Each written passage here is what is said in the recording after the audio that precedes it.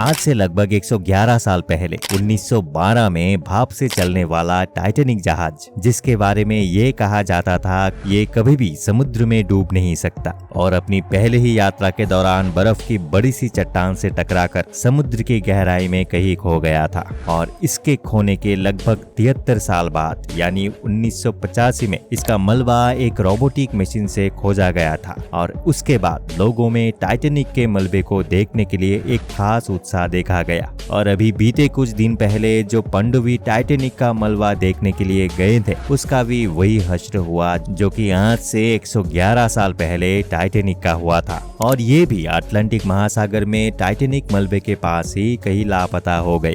लेकिन अब सवाल ये है कि जो 5 अरबपति उस पनडुब्बी में बैठे थे, उनका क्या हाल हुआ होगा? क्या उनकी लाश मिली या फिर वो भी समुद्र के गहराई में कहीं खो गई? तो अगर आप भी जानना चाहते हैं कि आखिर क्या हुआ टाइटन पनडुब्बी में बैठे हुए 5 अरबपतियों का हाल, तो वीडियो के अंत तक हमारे साथ जरूर बने रहिए। उससे पहले चैनल को सब्सक्राइब करना बिल्कुल भी ना भूलें।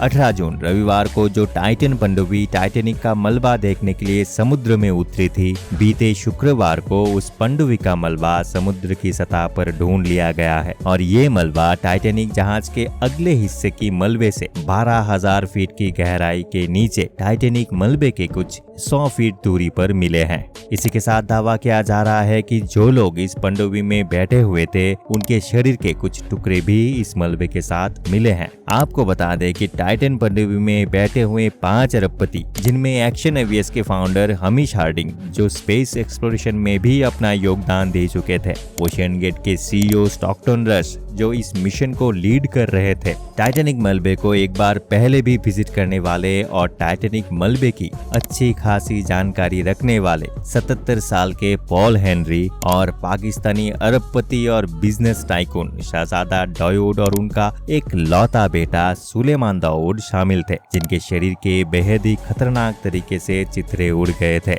टाइटन की मलबे और उसमें बैठे हुए अरबपतियों की शरीर के टुकड़े की जांच करने के लिए उन्हें अमेरिका भेजा जा रहा है। इस मलबे की जांच करके ये पता चलेगा कि आखिर पनडुब्बी में विस्फोट हुआ कैसे, और कैसे पनडुब्बी के तट से रवाना होते ही 1 घंटे 45 मिनट बाद इसका संपर्क मदरशिप से टूट गया।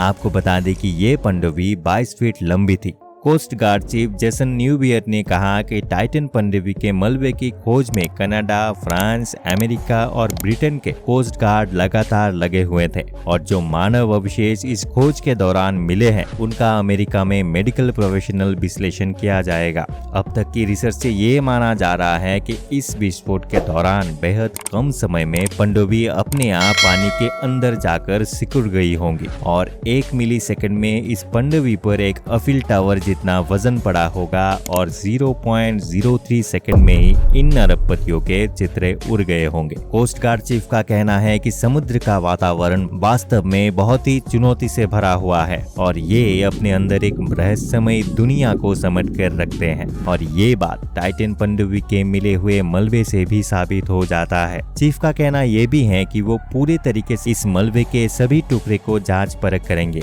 और पूरी तरीके से जब तक जांच नहीं हो जाती, ये पता लगाना मुश्किल है कि वास्तव में पनडुब्बी में ये इम्प्लोजन हुआ कैसे। आपको बता दें कि टाइटन पनडुब्बी में हुए इस कैटास्ट्रोफिक इम्प्लोजन की वजह से अपने आप में सिमटकर ब्लास्ट होकर छोटे छोटे टुकड़े में बढ़ गई होंगी।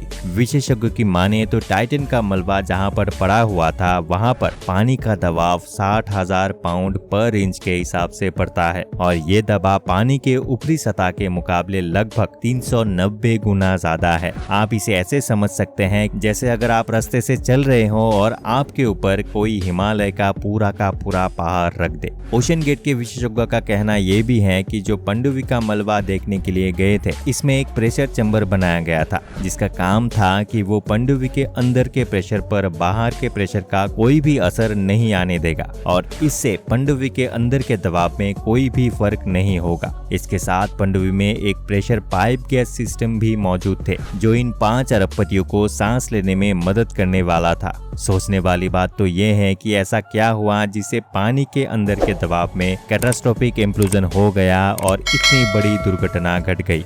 विशेषज्ञों का कहना ये भी है कि पनडुब्बी में इस तरीके का विस्फोट पनडुब्बी में हुई टेक्निकल खराबी की वजह से हो सकता है। जैसे कि हो सकता है कि पनडुब्बी में आग लग गई हो, बिजली चली गई हो या फिर छोटे मोटे टेक्निकल खराबी हो गई हो और इसी प्रेशर चैम्बर के बदलाव की वजह से पनडुब्बी में कोई छेद हुआ या कोई हिस्सा अलग हो गया हो और बाहर का पानी जैसे ही पनडुब्बी के अंदर गया और वैसे ही पनडुब्बी के और 5 अरबपतियों के चित्रे चित्रे हो गए होंगे।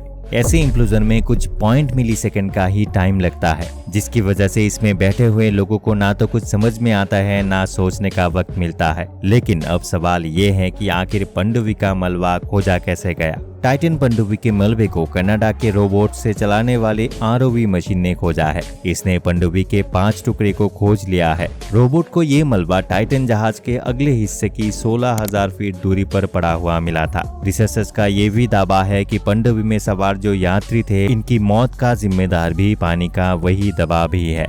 अब आप जरूर जानना चाहेंगे क्या भविष्य में इन 5 अरबपतियों के शव मिलने का कोई उम्मीद है या भी नहीं। तो आपको बता दें कि रिसर्चर्स का कहना है कि इन 5 अरबपतियों का शव मिलना एक तरीके से नामुमकिन है। हालांकि इनके शव के कुछ टुकड़े फिलहाल बरामद हो चुके हैं और भविष्य में कुछ और टुकड़े मिलने की संभावना जताई जा रही है। लेकिन क्योंकि पनडुब्बी में इतना भयंकर विस्फोट हुआ था जिसकी वजह से कुछ मिलीसेकंड में ही उनके शरीर के कई टुकड़े हो गए होंगे और वो समुद्र में अलग अलग जगह पर जाकर फैल गए होंगे, इसलिए इनका शव मिलना एक तरीके से नामुमकिन जैसा ही है। तो दोस्तों उम्मीद करते हैं अब आप समझ गए होंगे कि समुद्र में गई इस टाइटन पनडुब्बी के मलबे और इसमें बैठे 5 अरबपतियों के शव के साथ आखिर क्या हुआ होगा। आपको आज का ये वीडियो कैसा लगा हमें कमेंट करके जरूर बताइए। साथ ही इस वीडियो को ज्यादा से ज्यादा लोगों के साथ शेयर कीजिएगा और हमारे चैनल को सब्सक्राइब करना भी ना भूलें। अंत तक बने रहने के लिए आपका बहुत बहुत धन्यवाद। मिलते हैं अगले वीडियो में।